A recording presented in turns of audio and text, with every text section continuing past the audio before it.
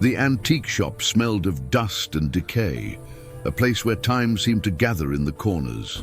The buyer's eyes fell on a small music box tucked under a crooked shelf. Its wood was dark, lacquered and worn, and though no one had touched it, soft notes floated from within, delicate and haunting. Drawn to it, the buyer reached out, and the instant fingers brushed the lid, the music jumped slightly, as if startled by the touch. "Beautiful," the buyer murmured, ignoring the faint chill that brushed the back of their neck. The shopkeeper's shadow shifted in the dim light. "Take care with that one," he said softly, voice almost a whisper. "It changes things." The buyer smiled nervously, waving off the warning, tucking the box carefully under their arm. At home, the music box seemed to hum with anticipation. As soon as it was placed on the living room table, it began to play on its own, the notes sweeter and slower than before.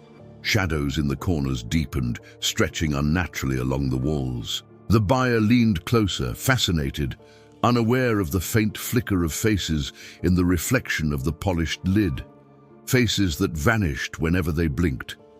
Night fell, and the apartment grew colder, the air thick with the scent of old wood and something metallic, faint but unmistakable. The buyer tried to sleep, but soft whispers wove through the room, rising and falling like a chorus just beyond comprehension. Every so often, a face would appear briefly on the walls, a flash of pale eyes and twisted smiles that melted into the shadows when looked at directly. The music shifted suddenly, notes quickening, yet when the buyer reached out to close the lid, it remained firmly shut. A whisper hissed in the corner of the room, barely audible but chilling. "You shouldn't have brought me here." The buyer froze, heart hammering, breath shallow, realizing that curiosity had unlocked something far beyond their understanding. The faces seemed to linger longer now, eyes tracking every movement as if waiting, patient and alive. And somewhere deep within the box, a new note began, a melody that had never existed before, weaving through the room like a promise of horrors yet to come. That night, the music box began to play on its own again, louder this time, each note sharper, almost impatient. The buyer sat frozen in the dim light of the living room, the shadows stretching across the walls like long fingers. Faces flickered in the corners, pale and distorted, vanishing whenever they tried to look directly. The whispers returned, threading through the air, soft and urgent. Words they couldn't quite understand, yet unmistakably directed at them. Panicked, the buyer tried to close the lid, but it resisted as if the box had grown heavier, alive. A faint laugh echoed from the hallway, high and brittle, making the hair on their arms stand on end. It can't be real," they whispered, but their voice trembled, breaking in fear. Every instinct screamed to flee, yet every exit seemed to grow farther away, as if the apartment itself had warped around the box. Objects moved subtly now. A book slid off the table, landing with a hollow thud.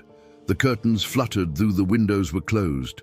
The faces grew bolder, appearing not just in reflections, but on the walls themselves, pressing forward just slightly, lingering too long. The buyer's pulse raced. They pressed their back against the couch, hands shaking, eyes darting across the room.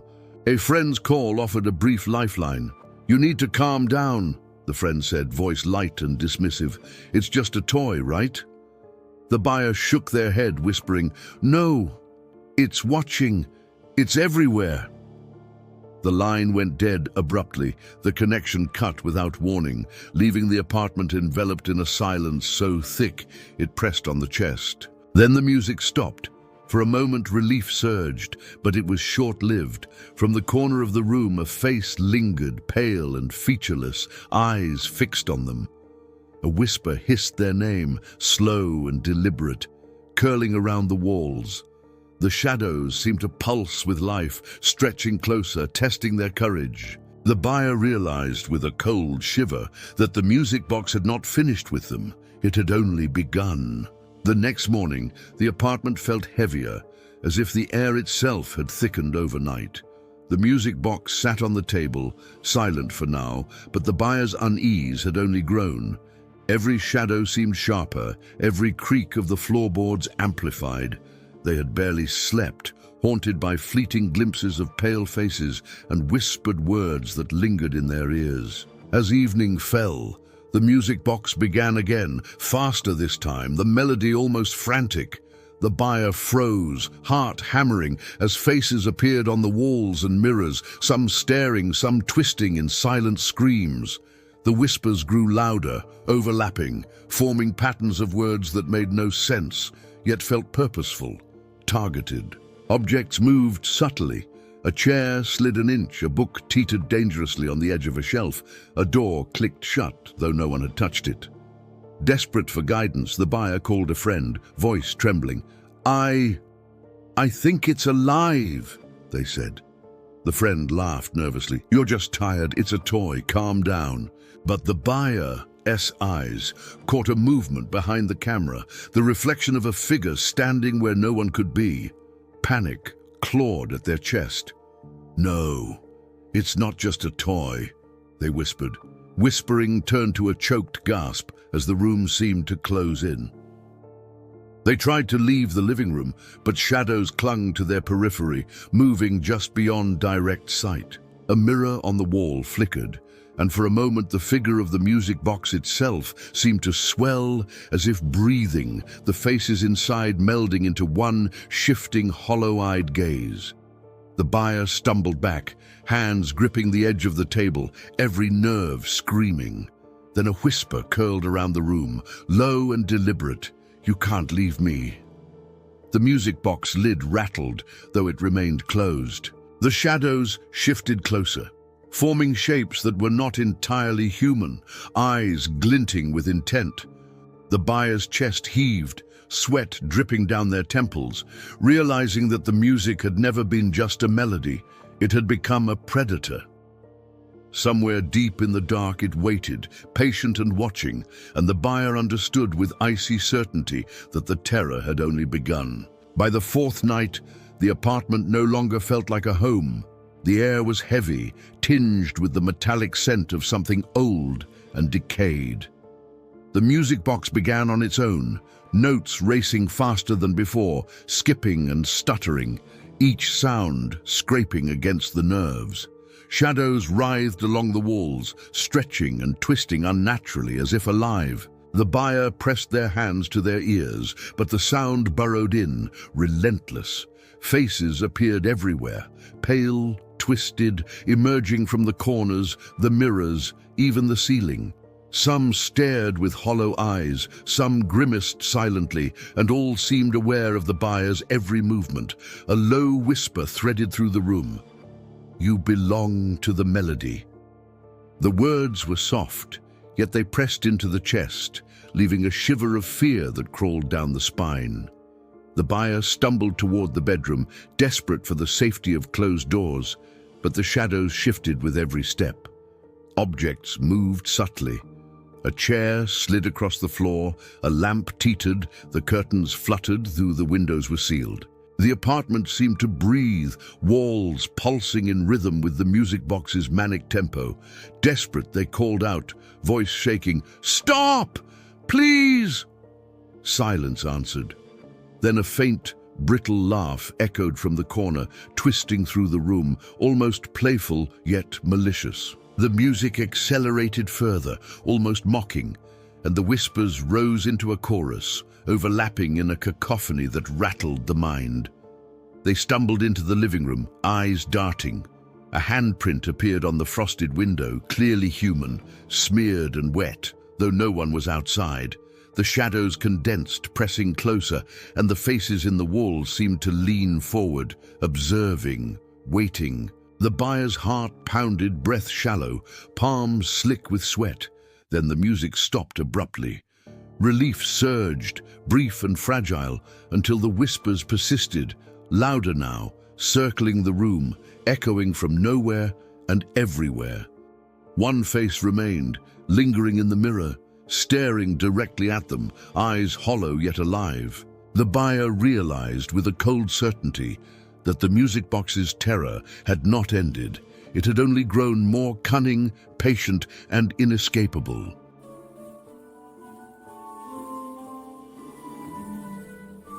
The student stepped into the apartment, dragging his suitcase across the creaking wooden floor.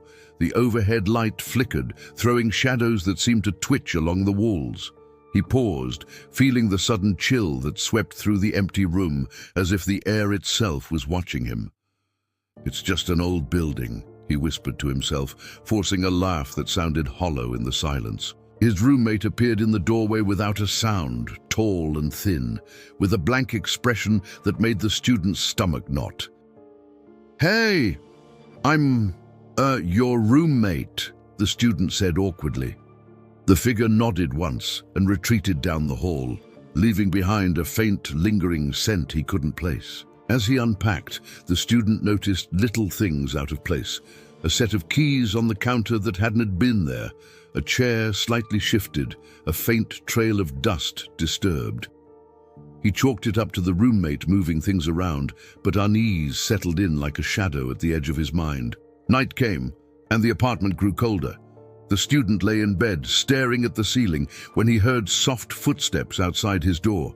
He sat up, heart hammering, listening. 1 step, 2, silence. He opened the door. Empty hallway. The air felt heavier, almost thick, as if someone had just passed through.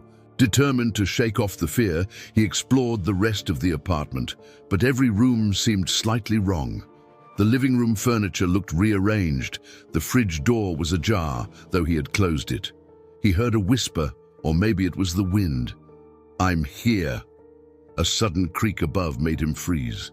The apartment was supposed to be empty, but something shifted above the ceiling, as if someone was pacing the floor above him, though there was none.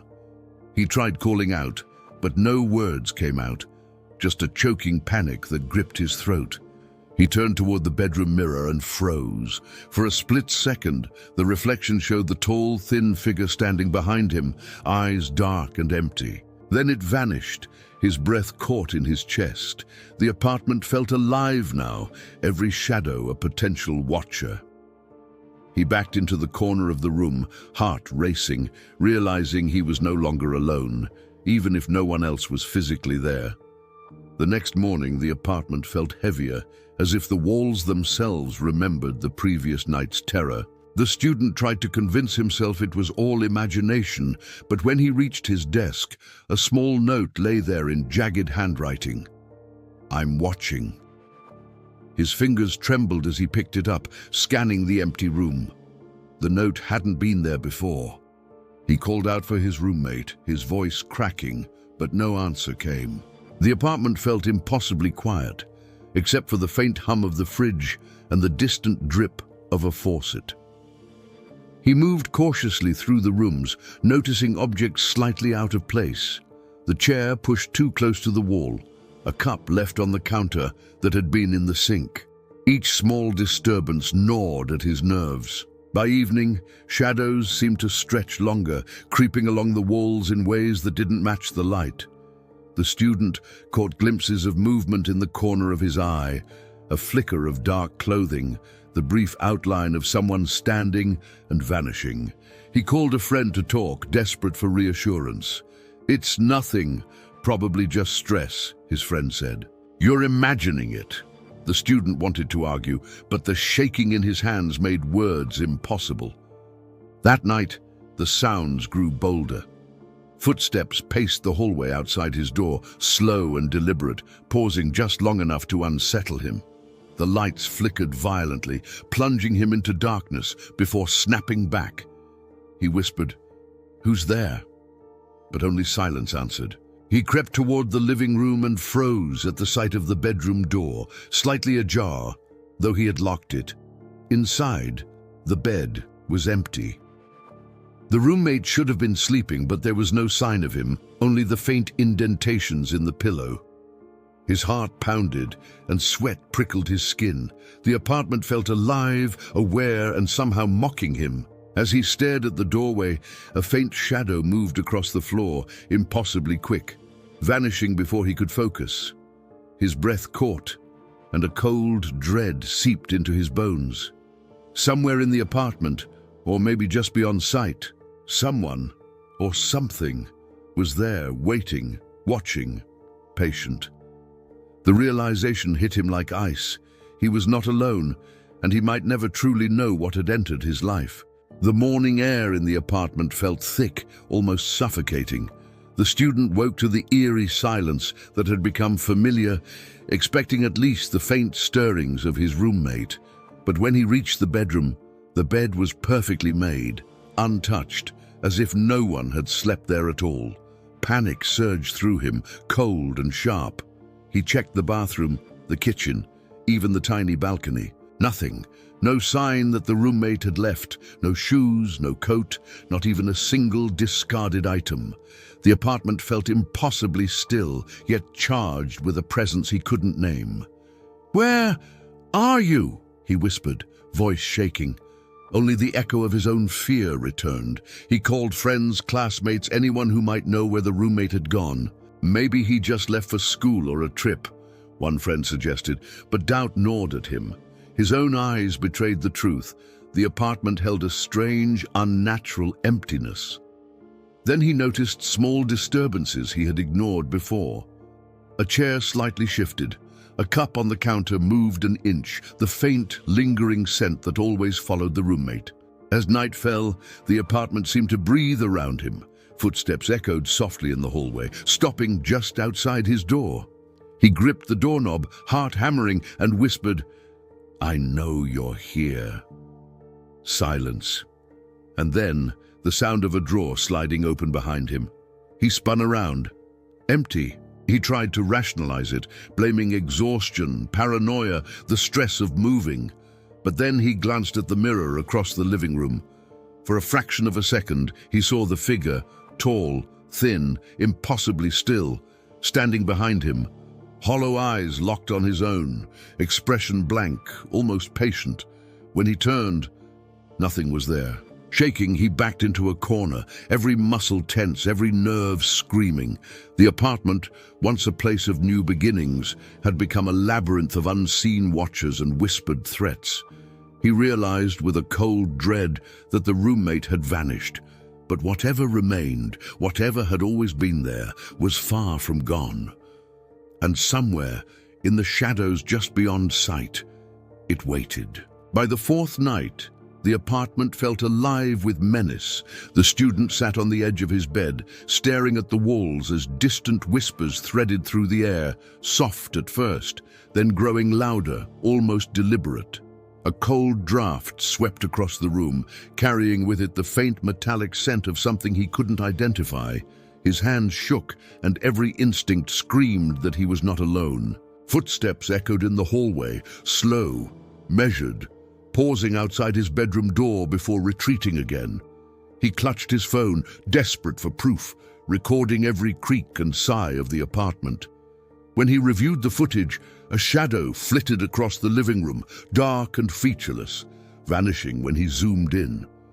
Panic tightened his chest. The lights flickered violently, plunging him into darkness for seconds that felt like minutes. A whisper hissed near his ear, "I see you." He spun, but the room was empty. His roommate, if it was even him, had never spoken like that. Every rational explanation faltered under the weight of his rising terror. He called a friend, voice trembling. "You have to believe me. Something's here." On the other end, the friend laughed nervously. "It's an old building. Just stress. You'll be fine." But the laughter didn't soothe him. It made the apartment feel colder, lonelier. Determined to confront whatever haunted him, he moved through the rooms, heart hammering. Objects moved subtly. A book slid across the counter, a chair tipped over. The floorboards groaned under invisible weight. Shadows stretched across the walls, bending in impossible ways. Every corner seemed to hide a presence that watched and waited. Then, in the living room, he froze. A handprint had appeared on the frosted window, a clear human shape smeared across the glass. Outside, the street was empty, his breath caught in his throat. He backed away slowly, eyes darting to the shadows that seemed to shift with each heartbeat. Somewhere in the apartment, something was waiting, patient, unseen. And he realized with a cold certainty that this was only the beginning.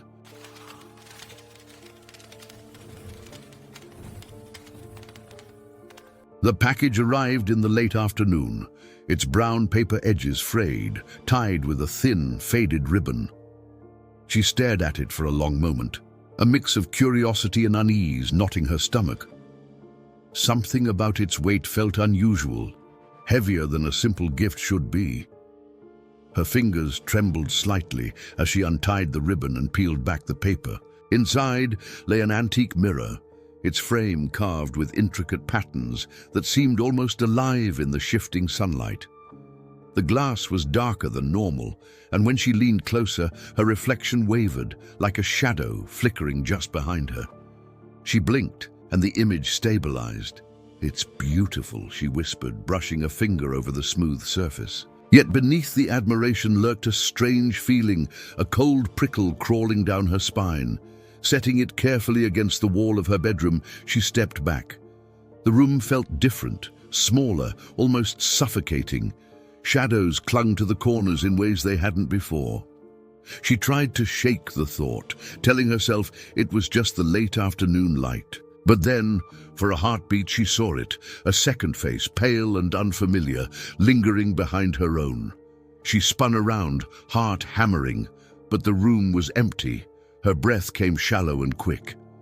"I must be imagining things," she muttered, trying to laugh, but the sound felt hollow in the quiet room. Every instinct told her to look away, yet she couldn't resist stealing another glance at the mirror. The air seemed to thicken, pressing in on her chest. Her pulse raced, hands trembling, as if the mirror itself had a heartbeat. She leaned closer, and the reflection shifted again. The second face returned, faint but unmistakable, and this time it was smiling. Not a friendly smile, something knowing, patient, almost hungry. Her stomach churned. She staggered back, tripping over the rug, her eyes locked on the glass as if drawn by some unseen force. The room went silent, but the sensation remained, a pressure at the back of her mind, whispering that she was not alone. She realized, with a shiver, that whatever watched her from the mirror was aware of her fear, and it was waiting. Night had fallen, and the room was bathed in the pale glow of the streetlight filtering through the curtains. She lay in bed, heart still racing from the encounter with the mirror earlier. A soft, almost imperceptible whisper tickled the edges of her consciousness. At first, she thought it was the wind, but the words were deliberate, calling her name in a low, teasing cadence. Drawn out of bed, she approached the mirror cautiously, the floorboards groaning beneath her weight. Her reflection stared back, but something was off. Her movements lagged, like a delayed echo. The shadowy face appeared again, lurking just behind her, eyes dark and expectant. She reached out a trembling hand, almost touching the glass, and the whispers grew louder, weaving her own buried memories into a sinister melody. The mirror began to show scenes from her past, fragments she had long buried, moments of guilt, lies she had told, and people she had hurt. Her stomach knotted with fear, shame blending with terror. The glass shimmered unnaturally, bending the room around her reflection. She recoiled. "No, this isn't real," she whispered, but the images persisted, impossible and intimate.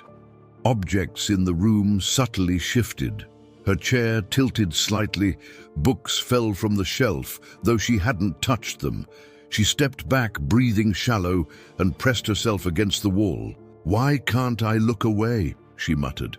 The mirror seemed to pulse, a living thing feeding on her dread, as if it knew exactly what haunted her the most. A sudden chill ran down her spine, and a dark hand stretched from the glass, lingering inches from her own. She gasped, stumbling backward, knocking over a lamp that shattered on the floor. The whispers ceased abruptly, replaced by a suffocating silence. Her reflection smiled, a cruel, knowing smile that wasn't hers. The second face leaned forward, lips parting as if to speak, but no sound came. Fear rooted her in place, and for the first time, she realized that the mirror was no longer just a reflection. It was something alive, waiting, and it had claimed her attention completely. A soft tap echoed from the glass. She froze. The shadowed hand pressed against the surface, and the eyes behind it glimmered with anticipation. She knew with a sinking certainty that it would not release her so easily. She woke to the faint smell of smoke and a soft humming in the room, though no appliances were on. Her eyes were drawn instantly to the mirror, where the shadows from before seemed to ripple like liquid. As she approached, the surface shimmered, revealing a scene from her past, one she had tried to forget. She saw herself making a choice she had regretted. The guilt written across her own face, magnified and twisted by the glass. Her fingers grazed the frame, and a whisper crawled across her mind. "You cannot hide from me." She stumbled back, gasping, her heart pounding in her ears. The room felt smaller, walls pressing inward, shadows stretching unnaturally. She reached for her phone to call someone, anyone, but the line was dead. Every light flickered violently, casting jagged shadows that merged with the darkness behind her reflection. The mirror's surface warped, and the second face emerged fully, grinning with a cruel satisfaction. It mimicked her movements perfectly, then broke the synchronization, turning its gaze toward her with an intent that made her stomach churn. Objects nearby began to shift on their own. Books teetered, lamps tilted, and the curtains rustled, though the air was still. She tried to speak, to demand it stop, but her voice came out shaky. "Stop!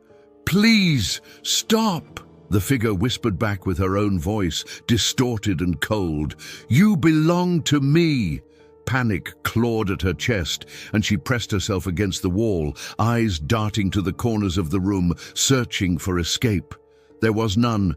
The mirror had transformed the space, turning her sanctuary into a trap. Desperate, she grabbed a small hand mirror from the dresser, holding it up in front of the antique glass, hoping to block or break the entity.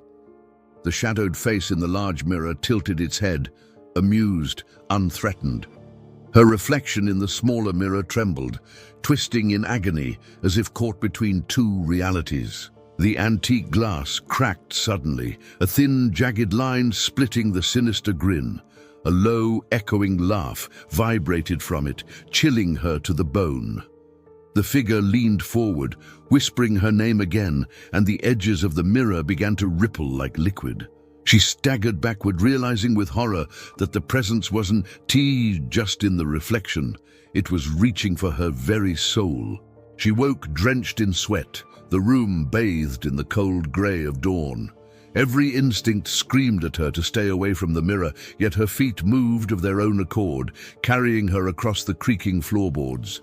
The glass pulsed faintly, almost breathing, and the shadowed face waited, grinning with patience that chilled her blood.